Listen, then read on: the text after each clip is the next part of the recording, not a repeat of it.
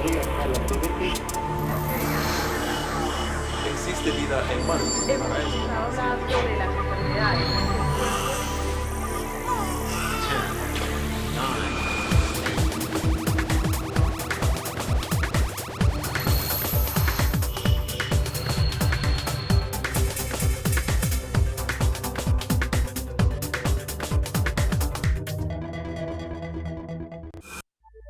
¿Te has preguntado por qué llueve tan fuerte? ¿Por qué los calores son tan intensos? Pues todo esto se trata del calentamiento global. Sí, es real y está aquí. Así que siéntate, dale like y quédate para conocer cuáles son las consecuencias del calentamiento global. Entérate de los últimos fenómenos climáticos graves que afectan a México. Vamos juntos a ver cómo ha evolucionado la medición del clima y cuáles son las apuestas tecnológicas desarrolladas por nuestros jóvenes universitarios. Aquí comienza Generación H. Hola, ¿cómo están? Muy buenas tardes. Me da mucho gusto darles la bienvenida a una edición más de Generación H. Estamos transmitiendo desde los estudios, por supuesto, de Heraldo TV.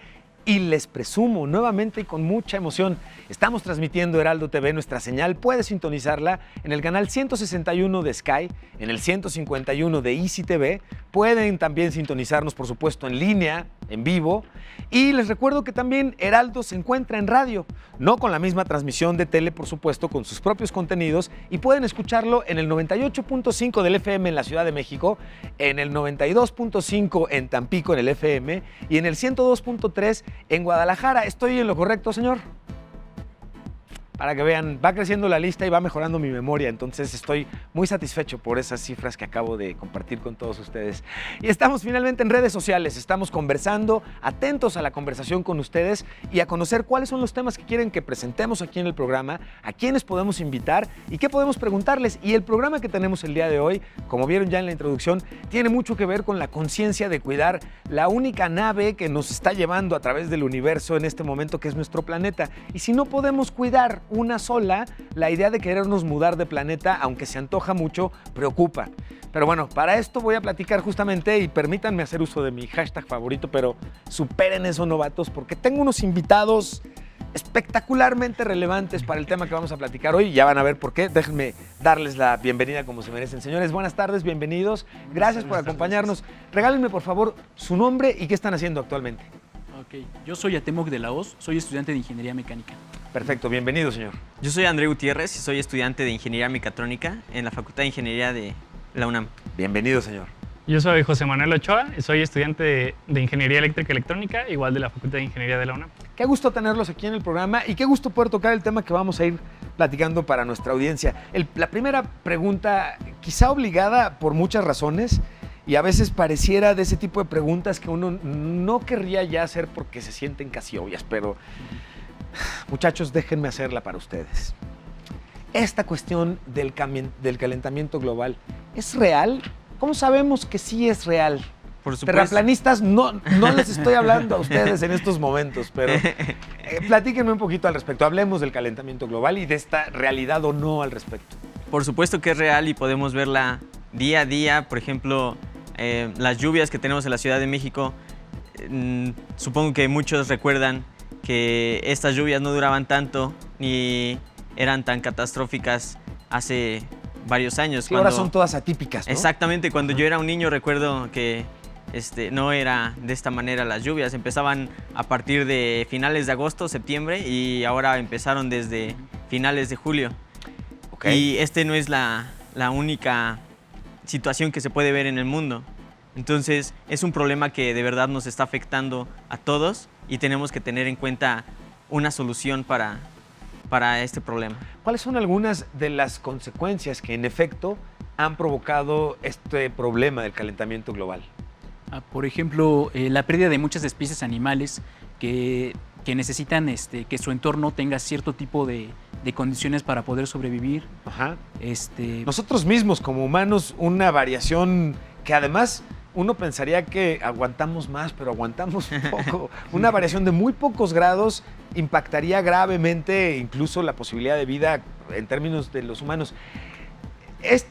Esta combinación de el uso de combustibles, de aerosoles, ¿qué otras cosas son las que han provocado el calentamiento global? Pues creo que lo principal es el uso de los combustibles fósiles, ¿no? ¿Podemos estar orgullosos como humanos de atribuirnos o acreditarnos este problema del calentamiento global o se debe también a otro tipo de factores? Pues principalmente nosotros somos los culpables. Ok. Pero claro, hay otros factores que lo han alterado, pero pues sí, principalmente la raza humana es la que ha influenciado más.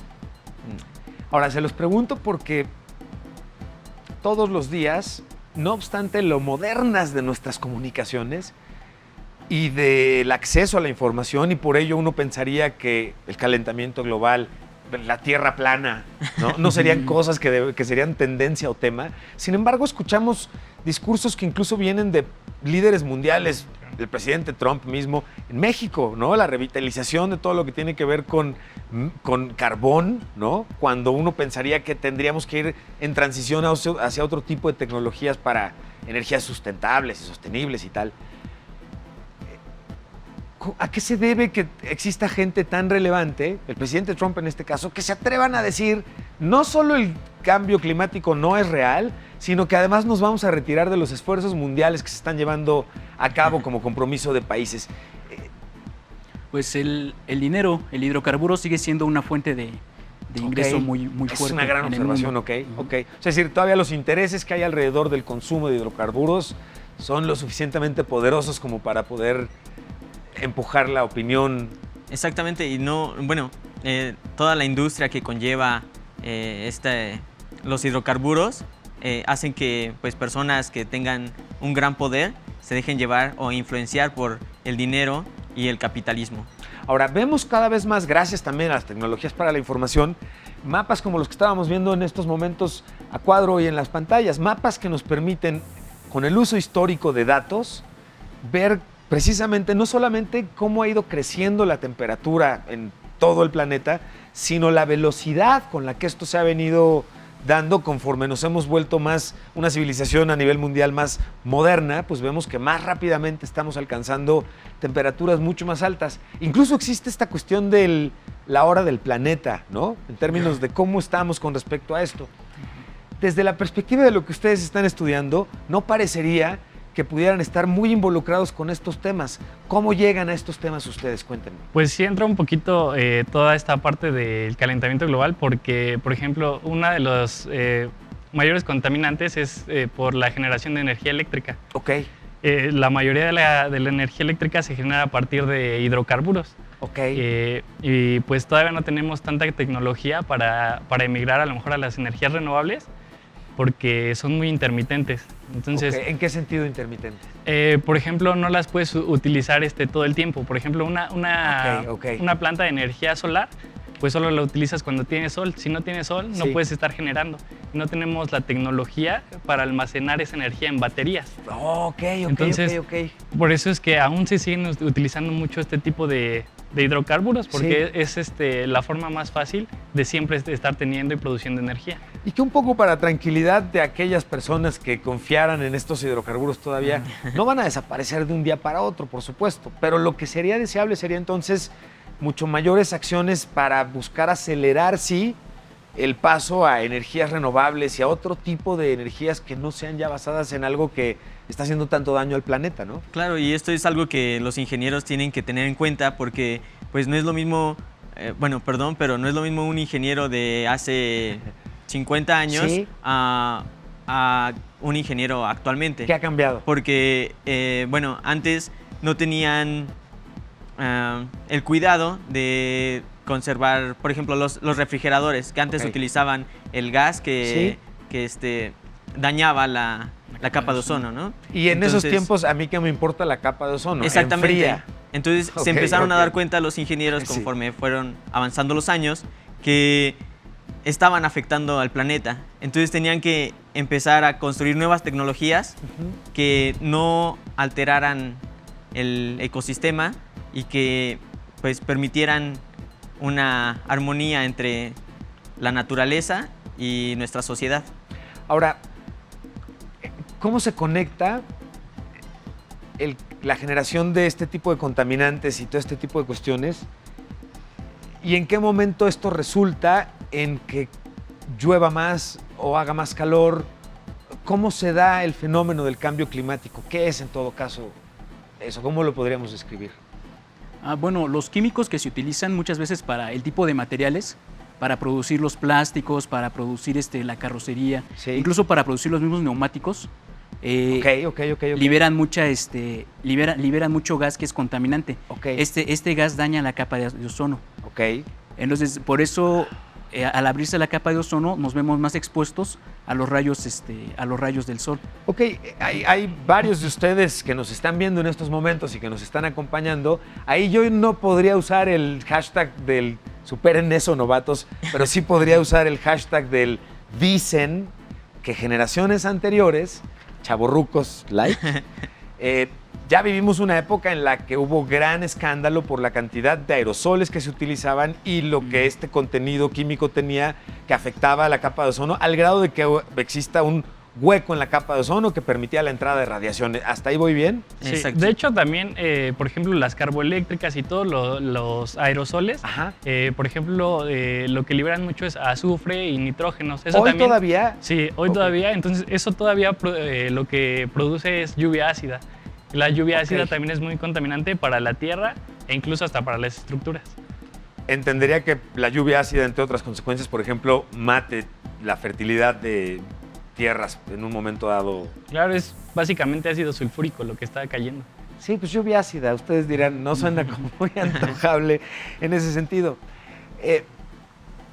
Déjenme mostrarles esto que preparamos para poder seguir platicando al respecto, porque tiene que ver justamente con los últimos fenómenos climáticos graves que hemos vivido y vamos dándonos una idea más clara de por dónde va el tiro. Chequen. ¿Sabes qué es el cambio climático y por qué está afectando a México? El cambio climático es la modificación de las condiciones del estado del tiempo y su variabilidad. El calentamiento global es real, ya que se ha detectado un cambio acelerado en el clima durante los últimos 30 años. Y aunque el clima siempre está cambiando en el planeta, esto no debiera ocurrir con tanta rapidez. En México, el cambio también es visible. Afecta especialmente a casi 2.500 municipios del país que son vulnerables a las modificaciones del tiempo y el medio ambiente. De ellos, 319 son altamente sensibles a los eventos atmosféricos. Así lo revela un estudio del Instituto Nacional de Ecología y Cambio Climático. A lo largo del país, actualmente se implementan acciones de adaptación al cambio climático. Ejemplo de ello es la siembra de 45,000 colonias de arrecifes desde 2007 a la fecha en el Golfo de México y el Caribe mexicano. También se trabaja en la conservación de las cuencas costeras y su biodiversidad en Jico, Veracruz, así como las abejas en la Riviera Mexicana, pues estos insectos son un termómetro del cambio climático. Y es que algo que es muy importante considerar es que por más que quisiéramos hacernos guajes al respecto, es ya difícil seguir negando que el planeta está cambiando, que el clima está cambiando y que las afectaciones que se sufren tienen que ver con muchísimos aspectos que ya estamos comentando, por supuesto con el clima, pero a partir de ahí podemos evidentemente entender que las migraciones en términos de ciertas especies se ven afectadas, que las siembras se ven y las cosechas, por supuesto, se están viendo afectadas, y afectado no quiere decir que antes sembrábamos en febrero y cosechábamos en agosto y ahora hay que hacerlo con 3 meses de desfase. No, implica que se están perdiendo cosechas o que se están perdiendo zonas en las que se pudiera sembrar lo que antes se sembraba. Es decir, los impactos no son sencillos y a veces cuesta trabajo creer que en efecto esto esté sucediendo, más cuando escuchas que hay líderes mundiales que salen y vehementemente, ahora entendemos que tiene que ver más por cuestiones políticas y de intereses a niveles empresariales que de verdadero amor y entendimiento por la ciencia y por el planeta, pero el punto aquí es que las evidencias en muchos casos son innegables. Aquí nosotros preparamos un gráfico que nuestro productor nos va a obsequiar en estos momentos en nuestras pantallas, pero que justamente dan cuenta de que las evidencias que estamos sufriendo y que estamos viviendo son importantes y ya podemos irlas viendo. Varias de estas evidencias del cambio climático, y si ustedes ubican alguna que me ayuden a explicar mejor, se los voy a agradecer, pero están entre otras temperaturas mucho más altas que ya lo estábamos mencionando. Sí hay cambios que impactan a las especies, a las migraciones, a la incluso calidad de vida o la posibilidad de vida en varias especies. Los glaciares están retrocediendo debido al derretimiento del hielo. Esto no solamente es preocupante por el derretimiento per se, sino justamente por nueva y mayor cantidad de mareas y la posibilidad de inundaciones y de tormentas cada vez más fuertes. El volumen de las capas del continente antártico y de Groenlandia está disminuyendo, por esto mismo que estamos comentando. En un punto número 4, el hielo marino del océano Ártico ha disminuido y el océano Ártico ha aumentado. ¿Esto alguien de ustedes entiende por qué puede hacer esto o a qué se pueda deber? Bueno, por otro lado, se registran cambios en las estaciones del planeta. Por ejemplo, la primavera comienza poco antes o después y además estamos viendo que los climas son más extremos, más frío, más lluvia, más calor y en todo caso más descontrol por parte de todos nosotros. Y bueno, como consecuencia del derretimiento, el nivel del mar se ha elevado en promedio unos 19 centímetros a nivel mundial y 178 milímetros durante los últimos 100 años. Y esto, digamos que Venecia podría ser el ejemplo más claro de la inmediatez de lo que implica el problema del incremento de las mareas, pero la consecuencia no es solo que suba la marea, sino que haya más agua y más tormentas, más inundaciones, más lluvias. ¿Por qué es importante que esto se vaya midiendo? ¿Desde cuándo se mide el clima? Las referencias históricas que tenemos del meteorólogo tradicional no son las mejores. ¿Cómo ha ido cambiando todo esto? Ayúdenme a entender un poquito. Bueno, pues desde la antigüedad, por ejemplo, aquí en México los aztecas observaban las estrellas para poder obtener mejores cosechas. Entonces, se debe de medir para el beneficio de la humanidad. Entonces, lo último que hemos visto es que estas mediciones son muy graves. Vemos que el planeta está cambiando muy drásticamente. Entonces, si no hacemos algo para cambiarlo, pues nuestra extinción está próxima. O sea, sí es un hecho que hasta no hace mucho tiempo, no hace tanto tiempo, las estaciones, el clima, las épocas de lluvia, todo esto eran mucho más confiables, eran mucho más predecibles, eran mucho más regulares, o hay otra parte que podría decir, no, bueno, es que el planeta siempre está cambiando y nunca ha sido igual y tal. No, ¿Cómo es por ahí? De hecho, creo que antes sí era como que más normal cómo iban cambiando las estaciones, porque incluso hasta nuestros abuelitos, ¿no? Nos decían, ya viene la época de lluvias. Sí. Y ahorita, pues, no sé, ya se tienen que estar haciendo mediciones para poder hacer pronósticos. Más prospectiva, digamos. Incluso para lo que decías, para saber en qué temporada va a estar lloviendo y nosotros podamos sembrar y para poder cultivar, no sé, comida. Incluso hay cultivos para lo que le llaman cultivos energéticos, igual para generación de gases, de energía eléctrica. Entonces, pues todas estas mediciones nos sirven para eso, para tener un pronóstico más acertado de cuándo hacer las cosas.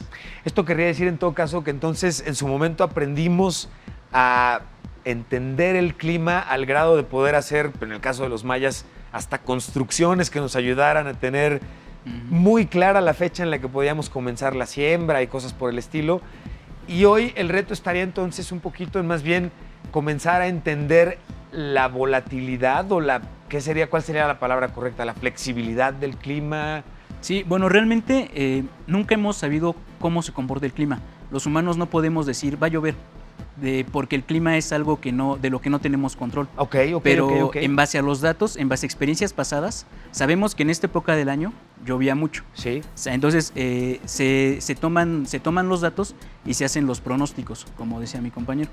Entonces, lo que ahorita estamos viendo es que en los datos que están arrojando salen mucho de la normal, o sea, están fuera de los estándares. Entonces, lo que ahorita tiene que buscar el planeta se está regulando solo, está teniendo un proceso de regulación. Ajá. ¿Qué tanto esta capacidad que tiene el planeta de autorregularse se está viendo mermada por la saturación de contaminantes? ¿O es capaz de ir drenando sin problema el planeta? ¿Cómo funciona esto un poquito? Pues, mira, podría verse de la manera en que una analogía es como una persona tiene una enfermedad y va regulando su temperatura para eliminar esa enfermedad. Correcto. En este caso, la enfermedad, no me gusta decirlo, pero somos nosotros. Sí, caray, sí, tienes toda la razón, sí, de acuerdo. Pues el aumento en la población desmedido de la humanidad ha hecho que la Tierra quiera regular su temperatura, regular todas sus... Sí, literalmente purgarse, ¿no? Sí, exactamente. Sí. Pues nosotros mismos no dejamos que se regule sola. Nosotros estamos afectando esa regulación, contaminándola todavía más. Existe incluso hoy esta medición que tiene que ver con nuestra huella de carbono, es decir, la cantidad de contaminantes que generamos por la diversa cantidad de actividades que realizamos desde que nos levantamos hasta que nos vamos a dormir, y que es muy triste ver cómo hemos vivido una época de industrialización en el que nos vendieron la comodidad empaquetada en plástico, empaquetada en distintos tipos de materiales que al final del día hemos ido descubriendo que tienen un impacto en nuestro planeta en el tiempo en que toman para procesarse, para digerirse, para purgarse, como estábamos comentando. Cada día más las tecnologías para la información nos permiten que vayamos matando la imagen del cliché del meteorólogo que teníamos antes, ¿no? En el cual casi era una broma, porque si nos decía, oigan, va a llover, la broma era, ok, ya sabemos que va a ser un día caluroso, puedo dejar el paraguas en casa porque no tengo problema. O al revés, y un poco va justo con lo que nos comentabas tú, al final del día no terminamos por conocer y entender por completo el clima, porque además no tenemos control sobre él. Oigan, y de veras, ¿existe la factibilidad? Porque no sé si he abusado de películas de ciencia ficción, pero ¿existe la posibilidad de tener cierto control sobre el clima? Todos hemos oído que le disparan cosas a las nubes o algo así por el estilo para que o llueva o no llueva. Estoy hablando, por supuesto, no del cuchillo clavado en el piso, sino de algo más tecnológico. ¿Esto es posible?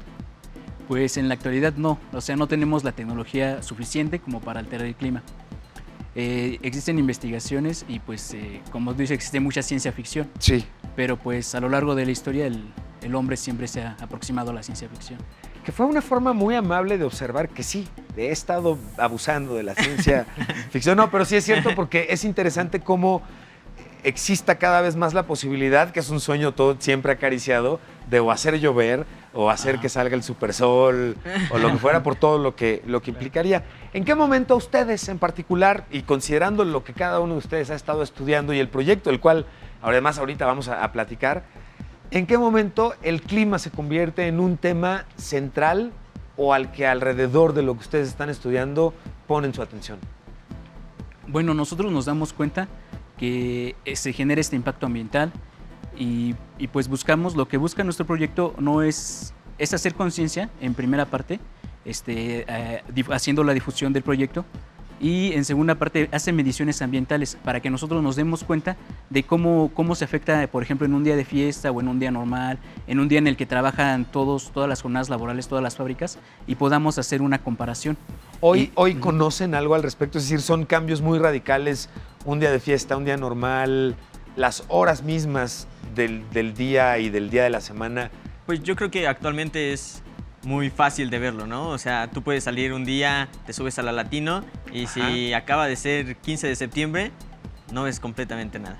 Okay. Pero si, por ejemplo, pasó un doble no circula, vas a ver todo limpio. Entonces es pues sumamente visible en la actualidad y en la Ciudad de México este tipo de cambios. Está buenísimo porque parte justamente de lo que yo les voy a presumir a ustedes del proyecto de nuestros invitados y que ya van a ver porque está espectacular, tiene mucho que ver con entender justamente el clima. Y para esto hemos preparado también este reportaje. Saludos y agradecimiento a nuestra redacción. Vamos a entender cómo hemos aprendido a entender el clima y regresamos a platicar con quienes lo están entendiendo mucho mejor que nosotros. Vamos y venimos. ¿Te has preguntado cómo se hace eso de medir el clima? La percepción del clima ha existido desde la antigüedad. Los humanos han prestado atención a su alrededor para saber los peligros o explorar nuevos caminos. Por ejemplo, los marinos se basaban en la observación del cielo y el estado del mar para avanzar o evitar peligros, siendo que la gran primera ruta de la navegación oceánica para cruzar los mares fue gracias a que Colón fue el primer europeo en pronosticar y experimentar un huracán en el Caribe. Pero fue en 1607 cuando Galileo Galilei abrió paso a los primeros inventos modernos e inventó el primer termómetro. Esto se basa en los cambios de volumen que experimenta un fluido en función de la temperatura. Los nuevos instrumentos meteorológicos sentaron las bases del método científico. Sin embargo, la meteorología moderna se comenzó a desarrollar dentro de la Primera Guerra Mundial en el sur de Noruega al proporcionar informes detallados de las nubes. Se descubrió que la nubosidad y las precipitaciones se organizaban en forma de líneas de tiempo que se movían solidariamente sobre la superficie de la Tierra. En 1920 se introdujeron los datos obtenidos por sondeos realizados por medio de globos. Se empezó a comprender su comportamiento y se comenzó a pensar en la posibilidad de utilizar los cálculos matemáticos para predecir el tiempo. Pero en la década de 1960, con el advenimiento de las computadoras, se hizo posible resolver los largos cálculos con mayor rapidez. Así nacieron los modelos numéricos de predicción que se usan actualmente como sistema de pronóstico y que avanzan en función de la potencia del cálculo computacional y el aporte masivo de datos provenientes de todo el mundo. Hay que tomar acción, hay que entender correctamente qué es lo que está pasando con nuestro planeta y lo siguiente inmediato es, por supuesto, hay que tomar acciones. Y en este sentido es que el proyecto de nuestros invitados tiene implicaciones bien interesantes que les voy a presumir. Nada más regresemos, pero varias cosas. La primera, quiero dejarles una pregunta. Vamos a presentar nuestra agenda universitaria a continuación y hacer un corte, pero antes de ello, quiero dejarles una pregunta abierta para cuando regresemos y la podamos responder con toda responsabilidad y aplomo. La neta, ¿tiene salvación nuestro planeta? ¿Sirve de algo ese popote que estamos dejando de utilizar? Ese esfuerzo que cada quien estamos haciendo, que a veces se siente como que pues, no pareciera que está contribuyendo, ¿puede ayudar a salvar nuestro planeta, a cambiar ello? Vamos a platicarlo ahorita que regresemos, pero por lo pronto los invito a que conozcamos nuestra agenda universitaria. Chequen la información que les vamos a compartir.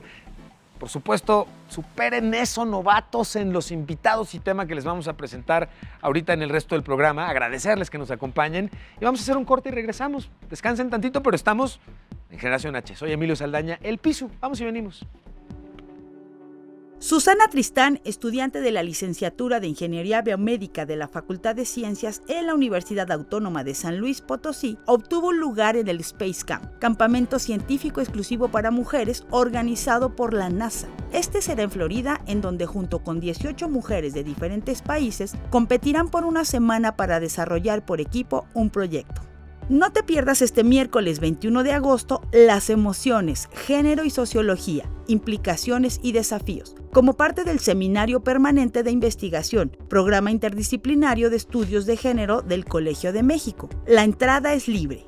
Victoria Cruz Romano, estudiante de la Facultad de Ciencias Químicas de la Benemérita Universidad Autónoma de Puebla, ganó medalla de plata en los Juegos Panamericanos de Lima 2019. A lo largo de su trayectoria en esta disciplina, ha logrado 5 medallas de oro y 4 de plata en las Olimpiadas Nacionales, 1 oro y 2 platas en campeonatos panamericanos, así como 3 oros, 3 platas y 4 bronces en campeonatos centroamericanos y del Caribe. En mayo participó en el 19 Campeonato Centroamericano y del Caribe de Karate en San José, Costa Rica, donde ganó el oro en la categoría sub-21 y la plata en la categoría adultos en kata por equipos. De igual manera, obtuvo el bronce en kata individual femenil en la Universiada Nacional 2019.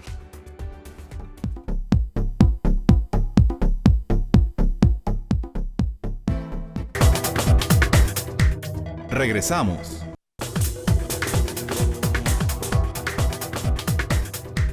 Continuamos.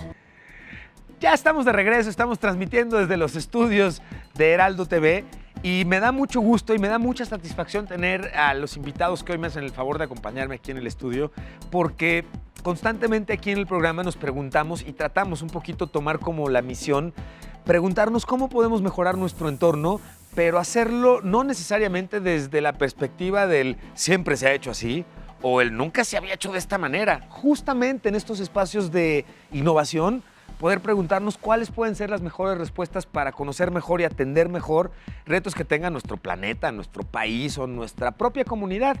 Y en este sentido, por eso es que me da gusto poder usar mi hashtag favorito del Superen eso, novatos, porque chequen la historia que les vamos a compartir todos nosotros a continuación. Pero lo primero es la respuesta a la pregunta que dejamos abierta. La neta.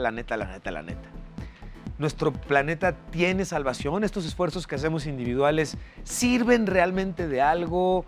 ¿Cómo ven ustedes la cosa? Yo creo que sí, pero hay que generar más conciencia en la gente, ¿no? Porque creo que aún no se genera la conciencia suficiente para que lo estemos haciendo. Como decías, uno de los principales contaminantes es, la generación de energía eléctrica, y la otra es el transporte.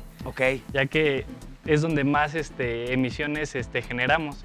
Entonces, lo que le llaman el uso eficiente es como que la forma más fácil y más rápida de empezar a cuidar el planeta. Más que irnos de una vez a la parte de energías renovables y crear tecnología, yo creo que se podría empezar con eso, con la parte del uso eficiente para la generación de energía y, por ejemplo, ahorrar en los transportes, ¿no? No usar diario el carro, no hacer muchos vuelos de continentales. Entonces, como que eso es lo principal para empezar a reducir el cambio. Oigan, y hoy escuchamos mucho este tema, mientras lo estabas comentando, vino a mi cabeza, este tema de las ciudades inteligentes. El concepto de ciudades inteligentes, ustedes saben, considera esta cuestión de reducir las emisiones o el uso de contaminantes o generación de contaminantes. Digamos que la inteligencia, cuando hablamos de ciudades inteligentes, ¿considera la parte ambiental también?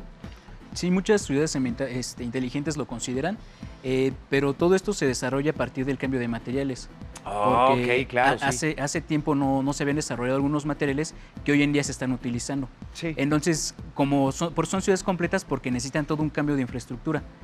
Y se necesitaría que el gobierno apoyara todo esto para poder realizar un cambio tan drástico como sería cambiar la forma de alimentar una ciudad. Qué bueno que comentas esto, qué interesante, porque la perspectiva o la idea que tenemos en muchos casos de que un día amanezcamos y nos avisen, oigan, felicidades, ya México se convirtió en una ciudad inteligente, no es como tal, son procesos más bien paulatinos de ir integrando nuevas tecnologías en muchas áreas, ¿correcto? Sí, claro. Por ejemplo, hay varios prototipos. Por ejemplo, en Japón me parece hay una que está hecha por Panasonic, que ahí se basan en lo que te comentaba, en el uso eficiente. Ahí todas las ciudades tienen sus alimentadores solares, producen su propia energía, se almacenan en una batería, pero a todos en sus casas les cuentan cuánta energía están consumiendo y el ahorro en el que están teniendo. Porque también, como decía él, ha habido un avance muy grande en los materiales, pero por ejemplo, las celdas solares, después de su tiempo de vida, ya no nos sirven para nada. Entonces, eso también está generando mucha contaminación. Entonces, es como un poquito casi hasta irónico para la humanidad, pues, que la electricidad, que es tan promisoria en términos de reducir contaminantes, hoy todavía tengamos que generarla contaminando. Entonces, es casi un poquito el dilema de quien tiene hoy un coche eléctrico, ¿no? En la medida en la que fue fabricado el coche eléctrico con tanto contaminante, pues es medio... Pero bueno, también hay que entender que estamos en una etapa, digamos, de transición, ¿no? Va a haber que hacer ahí como medio toma y dacas, medio esfuerzos encontrados. A ver, para nuestra audiencia que nos está acompañando, quizás entonces están preguntando, bueno, sí, pero ¿qué tiene que ver esto con lo espacial y qué tiene que ver con las carreras que ellos están estudiando? Y si todavía no terminan de cachar esa parte, qué bueno, es nuestra intención en este momento, en ese sentido, todavía tener desconectados los puntos. De hecho, hagamos lo siguiente. Descríbanme, por favor, cuáles son las características principales de su producto para que yo pueda después presentarles a nuestra audiencia un reportaje que tenemos sobre los últimos cambios climáticos o fenómenos climáticos en México, y entonces regresemos a presumirles ya por completo el proyecto. Pero por lo pronto, descríbanme cuáles son las características principales que tiene. Bueno, nuestro proyecto es una simulación de satélite o un picosatélite que hace mediciones ambientales, como son temperatura, CO2, presión atmosférica. La característica de nuestro proyecto es que estos datos los utilizamos para crear conciencia ambiental, además de que nuestra estructura está hecha con PLA, el cual es un plástico hecho con férula de maíz. Fécula de maíz. ¡Ay, qué maravilla! Bueno, vamos entonces a ver, si les parece bien, cómo hemos aprendido a entender los últimos fenómenos del cambio climático en México. Vamos a ver este reportaje que preparamos para ustedes y regresamos a platicarles y, la verdad, dicho sea de paso, a presumirles el proyecto de mis súper invitados, súper en eso novatos, y a platicarles exactamente de qué se trata. Ya van a ver. Desde finales del siglo XIX, pero de manera más notable durante los últimos 50 años, la temperatura de la superficie de nuestro planeta se ha incrementado. En los últimos 50 años en México, el desarrollo económico y la construcción han llevado a la pérdida de bosques, selvas y fauna con consecuencias devastadoras. En México estos cambios son notorios con las temperaturas extremas, por ejemplo. En la Ciudad de México, durante los últimos años, la temperatura se incrementó casi 4 grados centígrados, mientras que en algunas regiones del norte del país, las épocas de calor comienzan de manera anticipada y terminan después del tiempo habitual comparada con años anteriores. Baja California Sur, Sonora, Sinaloa, Michoacán, Guerrero, Oaxaca, Chiapas, Veracruz, Tabasco, Campeche, Yucatán y Quintana Roo son los estados de la República Mexicana que registran temperaturas de hasta 40 grados centígrados durante el mes de abril. Otra de las alteraciones climatológicas es la falta de lluvia que ha afectado principalmente a las regiones del norte, convirtiéndolas en terrenos estériles debido al desecamiento de ríos, a la muerte de algunas especies animales y vegetales, así como al impacto en los mantos freáticos. Por el contrario, al sur del país, en Chiapas, el número de tormentas intensas se mantiene en aumento. Del mismo modo, la pérdida de bosques y selvas es preocupante. En la década de 1990, estos ecosistemas abarcaban 52% de superficie y en 20 años México ha perdido el 35%. De igual manera sucede con los glaciares. Sí, así, en México hay glaciares, pero estos son los grandes ríos de hielo que se ubican en la parte superior de altas montañas como el Pico de Orizaba, el Popocatépetl o el Iztaccíhuatl, y que están desapareciendo ante el aumento de la temperatura. Y como pueden ver en el reportaje y justamente en lo que nos estaban comentando previo al mismo que hace el producto, la importancia de conocer correctamente el clima y cómo está cambiando y hacia dónde va, se ha vuelto cada vez más importante y cada día cobra mucho mayor relevancia. Platíquenos, por favor, del proyecto en general. ¿En qué momento crean el proyecto? Y bueno, tenemos mucha cosa que platicar ahí al respecto. Fueron a Rusia, concursaron, les fue muy bien. A ver, platíquenme, vamos desde el principio, por favor. Bueno, nosotros este tipo de proyectos de CANSAT se hacen en varios países. Es como una propuesta de inicialización a la tecnología espacial. CANSAT es una categoría en particular. ¿A qué se refiere? Viene de las siglas en inglés CAN, que es lata, y SAT de satélite. ¿Satélites tamaño lata? ¿A eso se referiría, satélites digamos? enlatados. Enlatados. Ok. Son satélites que tienen la forma y el tamaño de una lata de refresco. ¿El tamaño de una lata de refresco? Claro que tal? sí.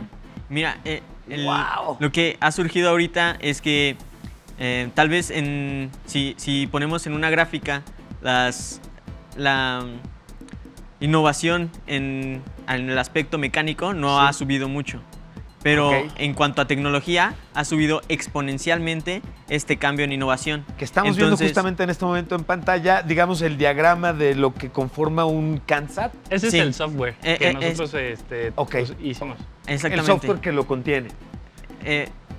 Ese software lo tenemos nosotros en la estación terrena. Cuando sube, en ese software nos aparecen los movimientos del satélite y nos aparecen todos los datos que nos va marcando.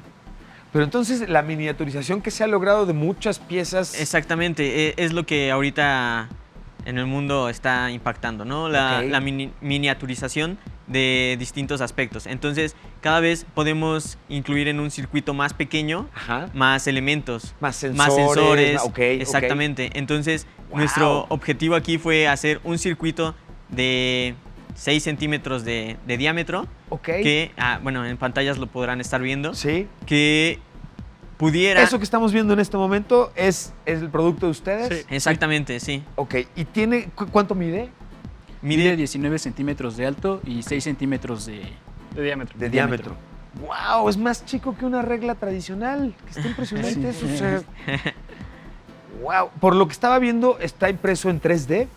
Sí. Es lo que te comentaba el compañero. Está impreso en PLA, que eso es a base de fécula de maíz. El material es fécula de maíz. Sí. ¿Y cómo se les ocurrió eso? ¿Cómo procesaron eso? ¡Qué espectacular! Pues porque la idea de nuestro proyecto es generar la conciencia del impacto ambiental. ¿Se biodegrada este material? Se biodegrada. En 50 años ya no vamos a tener cáncer. 50 años de vida. Y mira, un aspecto de esto también fue ver y concientizar a las personas de toda la basura espacial que existe en este momento. Sí, claro. Porque las industrias o los países lanzan satélites al espacio y ahí cuando se descomponen, ahí quedan orbitando en la Tierra y en algún momento pueden llegar a caer porque en todo momento están cambiando su órbita. Pero pues mientras sucede eso, si ya se descompusieron, están generando basura espacial. ¿Cómo nace el proyecto? ¿Cómo se les ocurre? ¿Y en qué momento? Cuéntenme, por favor, la historia de cómo lo llevan a Rusia. Mira, nosotros somos 5 estudiantes que pertenecemos a la Asociación Espacial de la Facultad de Ingeniería. Y bueno, ahí yo conocí a mi compañero Atemok y mi compañero Atemok se podría decir que es el núcleo del equipo porque él es quien conoce a los 5 integrantes. Él fue como que el punto de donde partió todo, el que conector, conocía todo. digamos, Perfecto. El nodo conector o el nodo central. Exactamente. El epicentro. Sí. Y justamente para este tipo de proyectos son multidisciplinarios. Esto es bien importante. Yo les quería preguntar, ¿qué hay que estudiar? Porque no estudiaron ustedes todos lo mismo, los 5. Y es interesante esto, por favor. Ajá. Bueno, el satélite se tenía que lanzar a 1 kilómetro de altura.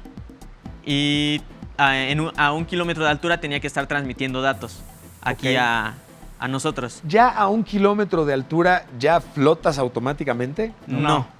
No, eso es parte de la competencia, porque lo suben a 1 kilómetro, pero después de kilómetro nosotros tenemos que recuperar ese satélite. Entonces, una de las condiciones allá en Rusia era subir a 1 kilómetro. ¿Cómo lo suben? ¿Con globo? Con un cohete. Lo montan en un cohete y lo lanzan, sube al kilómetro, el cohete lo expulsa y tiene 500 metros de caída libre. Sí. Después de esos 500 metros de caída libre, tenemos que controlar nosotros la caída. Para eso tiene los alerones que se ven ahí en la imagen tiene aparte un paracaídas. A partir de ahí ya van a 8 metros sobre segundo más o menos que tienen que estar cayendo. Y al final una de las condiciones del concurso es que tenemos que recuperar el satélite.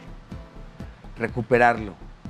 ¿Transmite en su momento a la hora de la prueba o algo? No. Todo el tiempo está transmitiendo. Ajá, exactamente, todo el tiempo está transmitiendo los datos y pues para eso necesitábamos a un compañero que supiera de telecomunicaciones. Entonces aquí nuestro compañero conocía a alguien. Y también necesitábamos la parte de la electrónica. A ver, ¿cuáles son las principales disciplinas que estuvieron involucradas? Muy buena forma de describirlo entonces. ¿Telecomunicaciones? Ajá, telecomunicaciones. Ahí estuvo nuestro compañero Emanuel Salvador, que no pudo venir, pero le mandamos un saludo. Sí, un abrazo. Juan Antonio, que estuvo en la parte de mecánica junto con mi compañero Atemok. Que, bueno, fue todo el desarrollo de la estructura y también de los alerones, obviamente. Y también no pudo venir nuestro compañero, pero otro saludo. Le mandamos un abrazo también, claro.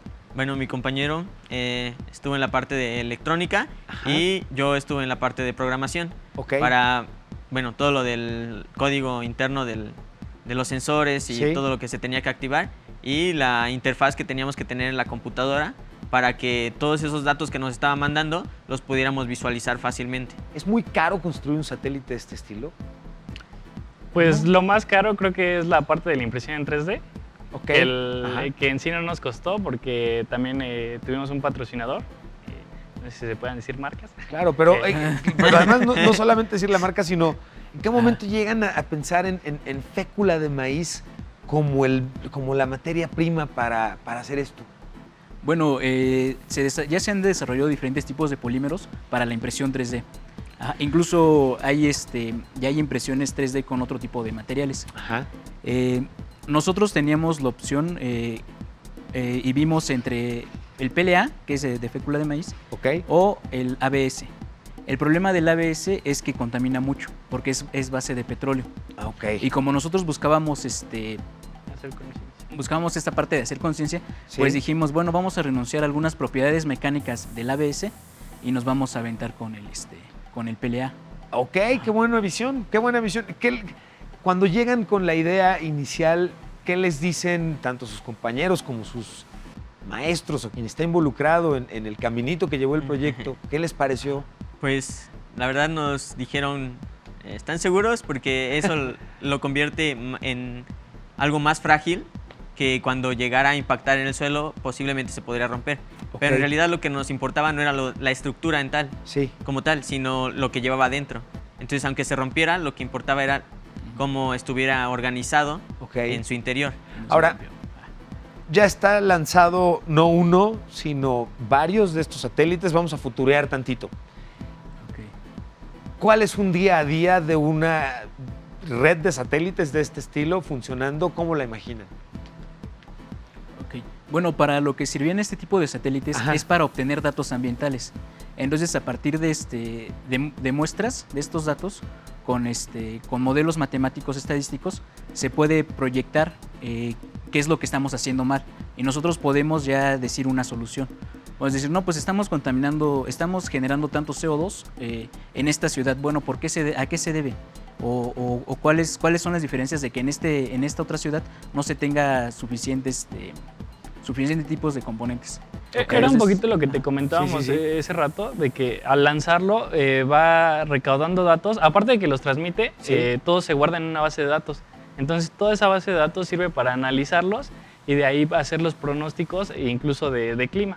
Digamos que entonces a esta parte entran en esto que hoy cada vez escuchamos más bien que sería más Big Data que inteligencia artificial.